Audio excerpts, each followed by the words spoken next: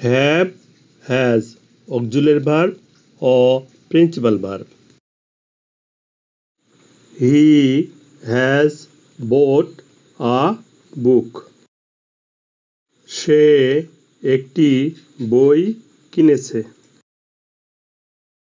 Have, has অর্থ আছে, পাওয়া, খাওয়া। প্রেজেন্ট টেন্স বা ভার্ব 1। had past tense বা ভার্ব 2। had past participle বা ভার্ব 3। buy অর্থ ক্রয় করা। প্রেজেন্ট টেন্স বা ভার্ব 1। bought past tense বা ভার্ব 2। bought past participle বা ভার্ব 3। এ বাক্যে has auxiliary verb এবং principal verb bought past participle।